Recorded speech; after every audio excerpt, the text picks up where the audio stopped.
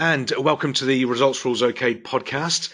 And this morning, joining me from the UK is a colleague, friend of mine, with a particularly, I think, Jake, it's fair to say, interesting background, a very interesting skill set.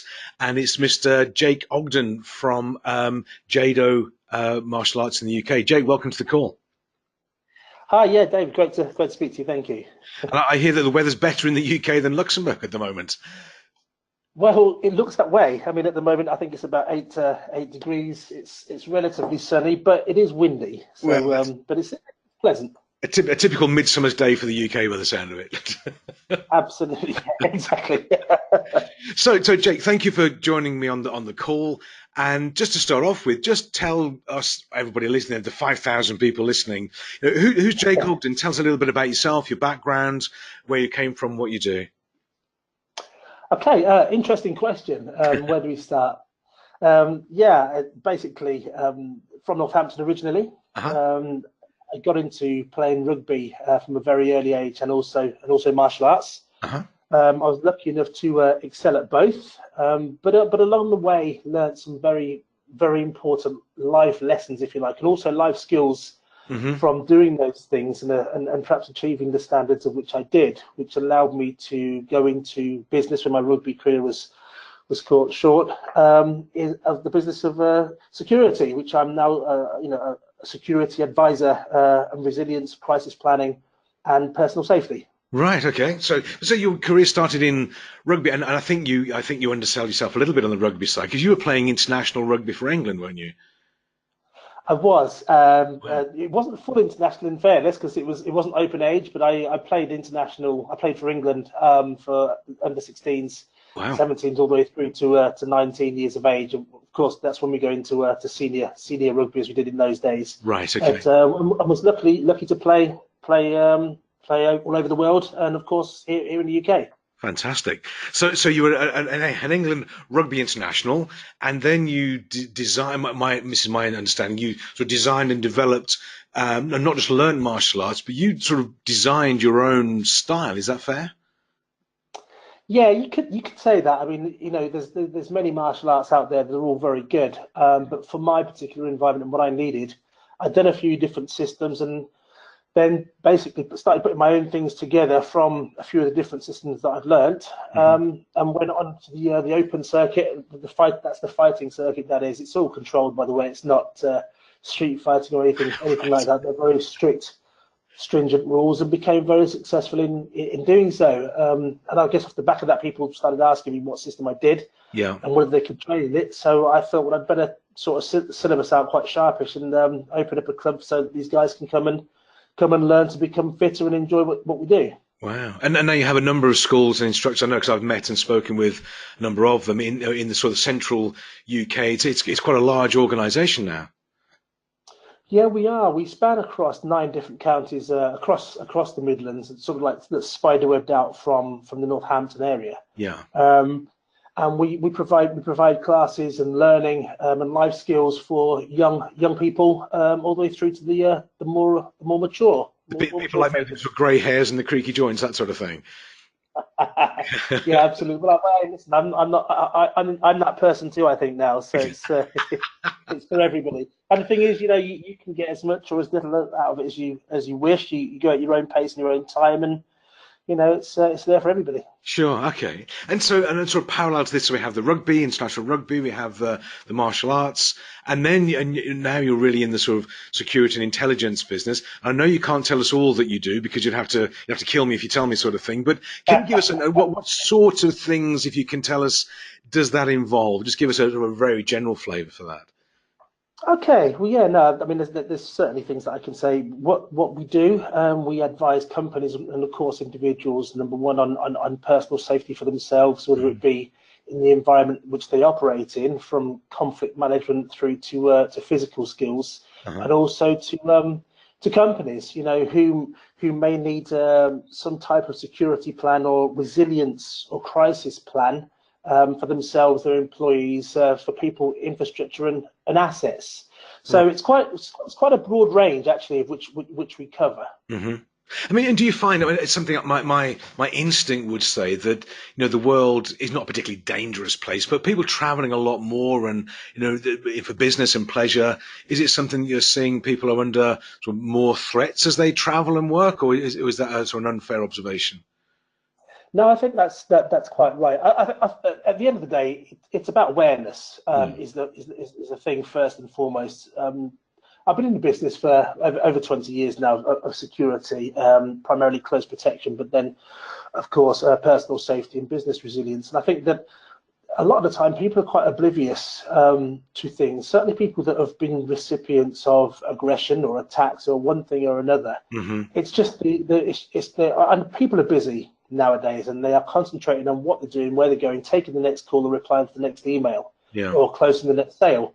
And opportunists hone in on those type of people. There's Right. some very clever people out there Yeah. that can spot vulnerable folk, and they'll take opportunities to do so. So Yeah. it's about education more than anything, and advice. It's an advisory thing, really, Sure.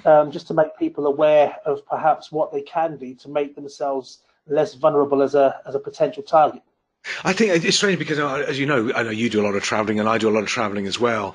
And I do wonder sometimes, wandering around airports, train stations, taxi ranks and all that sort of thing, as we have to do. And you instinctively do feel quite vulnerable sometimes because you're in a strange place, it's dark, no people around, and you're there with a bag and a laptop, and it is sort of a soft target. I can't run as fast as I could, and I must be quite a soft target. It just made me wonder sometimes of there must be some basic principles. Obviously, this is what you do, of awareness and not being in the wrong place at the wrong time as well. I would have thought. Absolutely, that's very much the case. In fact, I mean, I think if you turn on the news and you see what's going on in today's environment, it's the news. Unfortunately, at the moment, is littered with unfortunate cases. Sure. And if something that we can do to educate people just a tiny bit more in being able to look after themselves and look out for these things, or build resilience into their everyday Hmm. activities when they're traveling, it may just help. Yes. It may just help, or eradicate or minimize, if you like, the opportunity for someone to take advantage. And I think that's the main hub, and also confidence. It's Sure. about confidence. If you're aware of things to look out for and aware of what to do and avoid certain things, confidence can come with that. So it's the whole package, really. There's lots going on. Sure, absolutely. I remember. I mean, I'm not a martial artist, as you know. I'm not a martial artist, but having worked with yourselves and others, I was at a conference some time ago, and I think a guy came from the US, and he was a very well-known martial artist. And I was chatting to him over lunch, and I just said to him, with all his skills and his experience and his knowledge, and I just said to him, have you had to use those skills in sort of a bar fight or that sort of thing? And he said, no, never, never in that situation, because the first lesson that he was taught and what he teaches his students, I think what you're saying as well, is awareness. He would have And been the first rule is don't be there.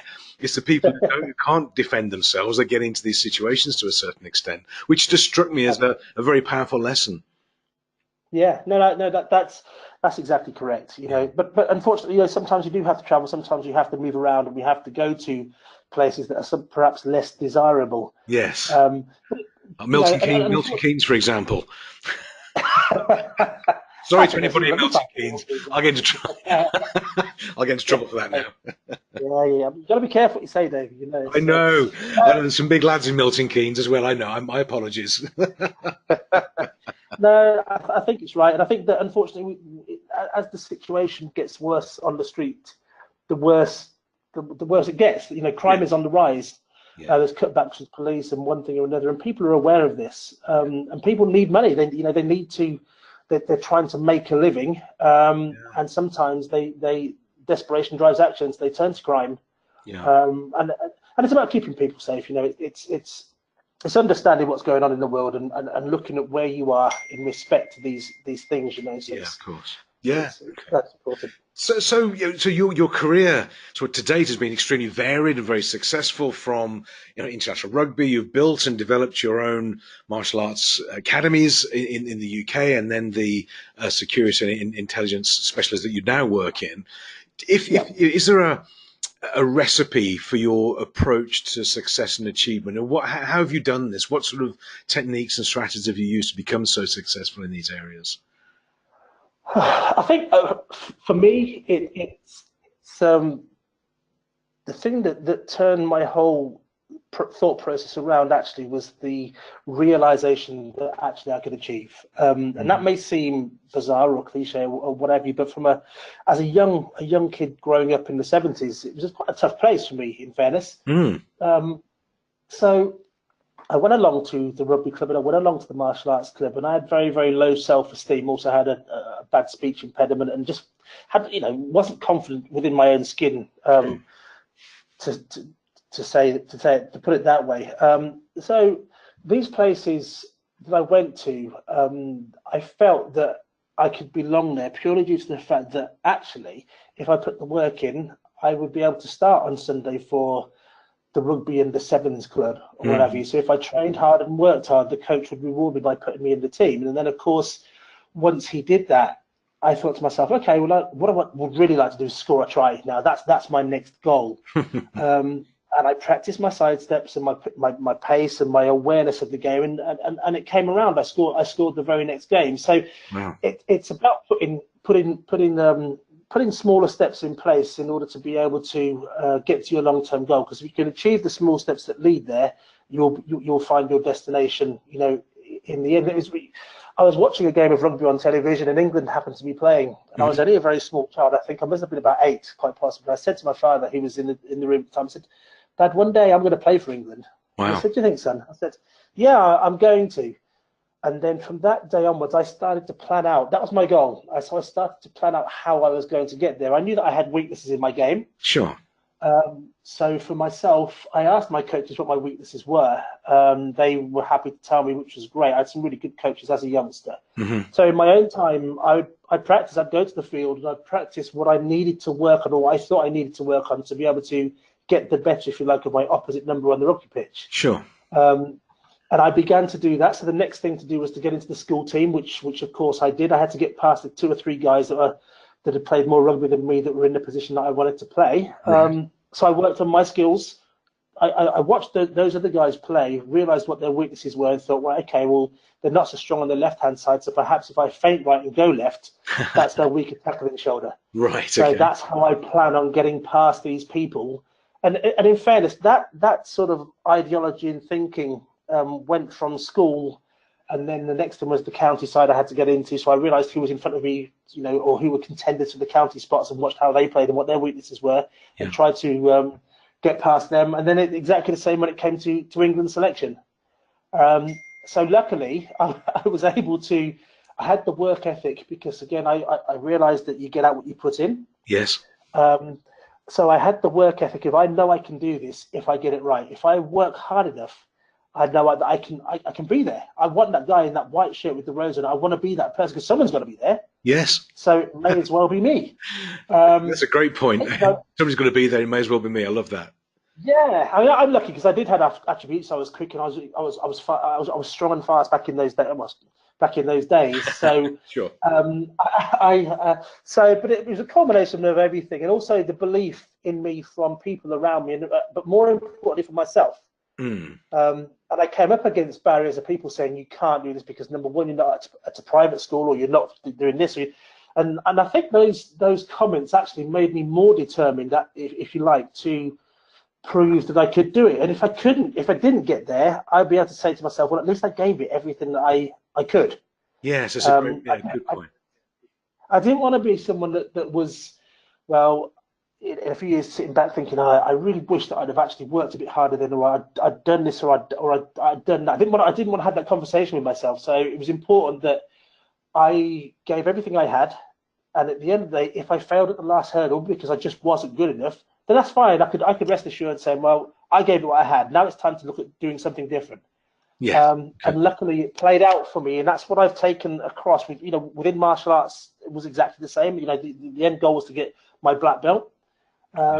And of course, there's a belting system in that, so it's a step by step by step. You work hard for the white belt, you achieve, you practice, and then you get that grade, and then you go on to the next one. So Hmm. you're learning a whole new set of skills and practicing and honing that.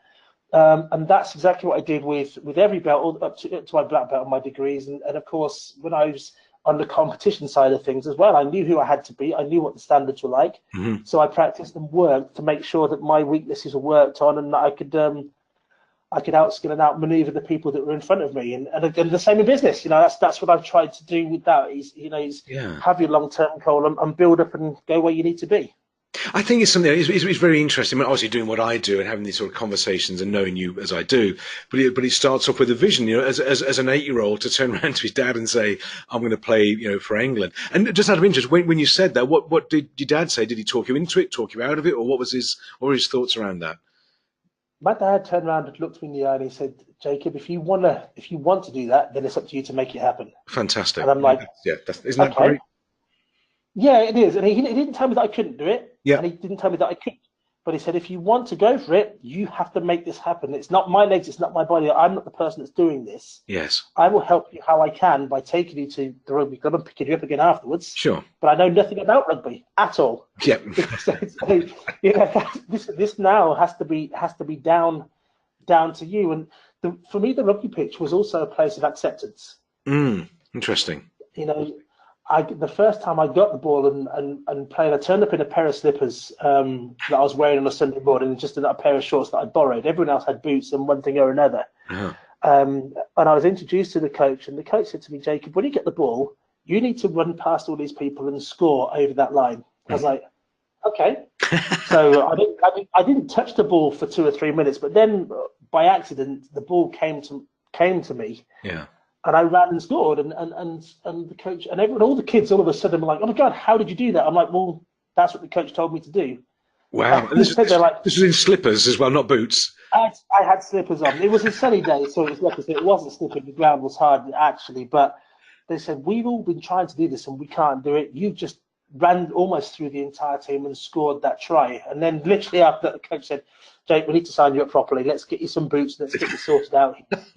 And we'd like you to be part of our team." And the fact that he said that to me, no one ever asked me to be part of their team before. I was a young Wow. kid. I was a bit of a, Yes, fantastic. Yeah. I hung around on my own. It was, it was a bit of a loner, really, I suppose. But with him saying that, the other kids wanted me to be part of what they were doing. Yes. I thought, you know what, this is where I need to be. This is somewhere that I can actually prove to myself Yeah. that I am better. I can cope and manage with, and compete against other people of my age and so forth. And I think that was one of the drivers behind everything that I've done. Yes. Is the fact that, you know what, actually I can do this. I can do it.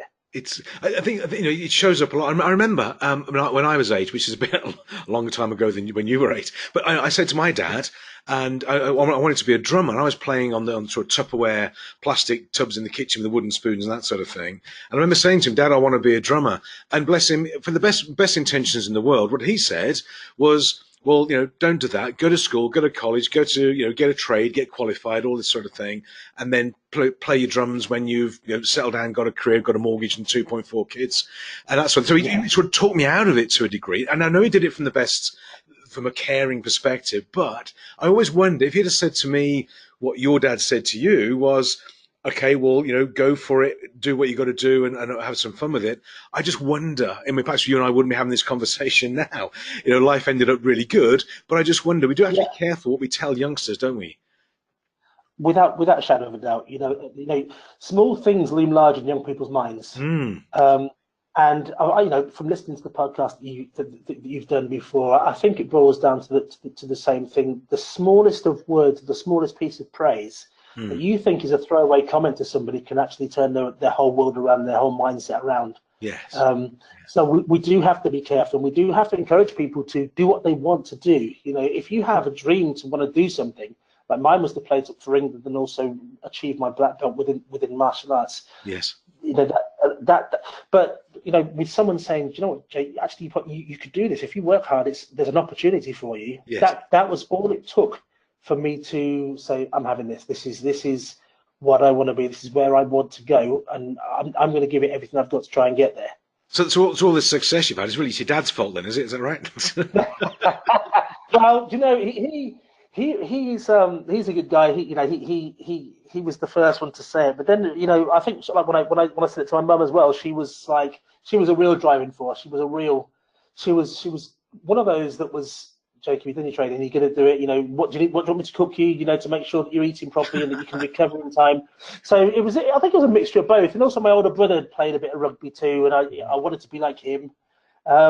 So, you know, for me, it was that self-belief with their encouragement and desire to make me believe in myself. Yes, okay. No, that makes absolute sense. And I think it's interesting about that you, as you say, you have a goal, you have somebody who believed in you as well as yourself, but then, you know, success. And I think I see this a lot for a variety of people, that they see people with, you know, your levels of a success and, well, it's okay for you because you were, you know, gifted at rugby or gifted at martial arts. Well, yes, you were, but, you know, success comes in blue overalls, doesn't it? There's a lot of hard yards and Yes. work and effort. And as you say, having a strategy of, you know, bypassing the competition or looking at strategies of success that you can apply through. It's not easy. It's hard work, isn't it? It's very hard work, very much so. You know, I don't.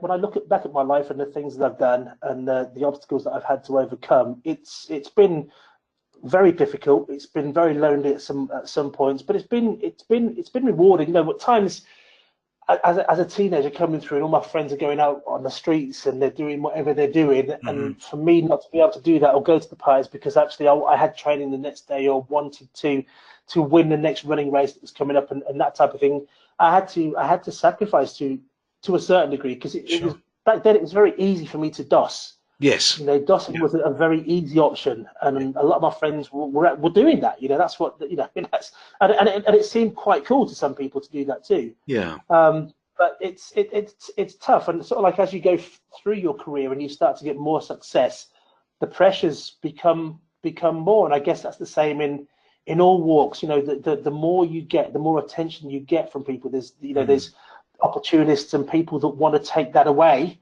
Yes. Or overcome or become better than perhaps you are at what you're doing, or are very quick to criticize. So it's easy to fall off. It's easy to sort of like to come off the tracks. Yes. Yeah. But it's focus, it's tunnel vision, and understanding where you want to be, and not listening to the bad peer pressure, I guess.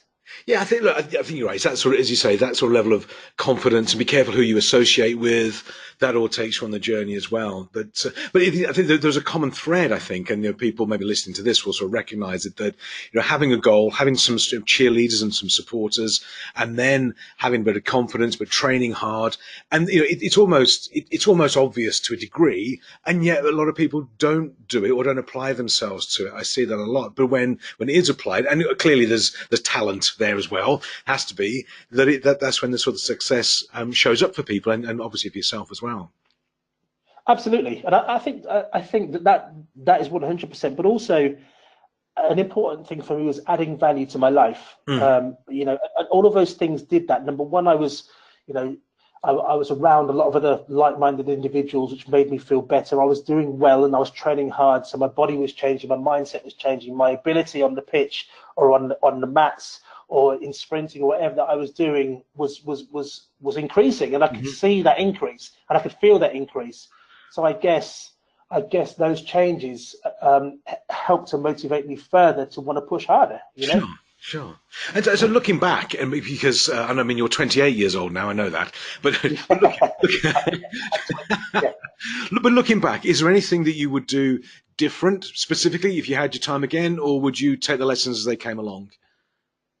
I wouldn't do anything differently. I don't think. I've made some good decisions. I've made some bad decisions, and I think it's easy to look back and say, I wish I hadn't have done that.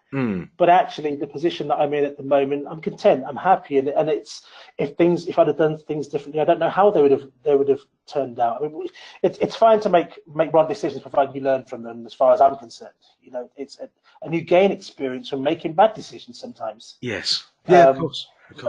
So no, I don't think there is. I don't think there's anything that I'd have done differently. You know, sure, everyone can say, oh, maybe this or maybe that, but no, I think in overall terms, I'm happy with how things have panned out and where I am today. Excellent. And so, and looking at the next sort of 5 years, or what's next for Jake Ogden, what's on the horizon for you now? To keep adding value, I think the things that I did added value to my life and allowed me to operate in my environment more effectively and in a happier way. So I think that with the martial arts that we provide, with my advising on in security issues and matters that help people, as long as I continue to add value to people and what they do, or businesses, I get a huge amount of intrinsic reward from doing that. It's not about winning trophies in martial arts or playing for England in rugby. Because people have always got the limit of where they would go. Would it be physical limits or mental limits or whatever it may be? It's about being where you need to be. So my key thing is to add value to people's businesses, to their lifestyles, to their environment, and can continue to do so through the medium of security advice or martial arts. And do you have a sort of a goal, a vision for you? And I know it's you and the boss, Nicola, as well. I know that because I know you guys as I do. Is that as goals and sort of objectives are clearly important and very effective for you guys? What's the personal goals? Anything out there that's big and bright and shiny for the future, next sort of 5 years, perhaps? Yeah, I think working more internationally, that to travel, to travel, see different things, experience different things, and work with different people that are like-minded, and surrounding yourself with people also that want to go along a similar journey to you, even though it be a different field. Sure. But are receptive to what you're saying and receptive to achieve it and going further. I think so. Working internationally on a broader scale than I currently do would be great, and to spread the word of what we do in advising. Fabulous, fabulous. And so, given your considerable experience and knowledge and success, if somebody was, starting out in business or in life or whatever it is, whether it's martial arts or business in general, are there any sort of top tips? What sort of advice would you give them if they wanted to start their own business or do what you've done? What would you guide them to do? Go for it. And that seems really simple and maybe tacky. I think the thing is, most people understand perhaps where they want to be, but it's actually having the confidence and having the strategy to get there. It's about strategy and desire. Sure. At the end of the day, if you want to have a business in a particular field and you think you have what it takes to be able to get it there, it's about following the instincts, being confident in what you are doing and the cause that you're representing, and going for it. And if it doesn't work, you know what? There's always ways around it that perhaps we can make it work. Or if it can't work for a very specific reason and it can't be got around again, you can say, well, at least we've tried that. It's now time to do something different. Yes. Yes, and I think you're absolutely right. It's interesting you say sort of go for it, which I think is absolutely right.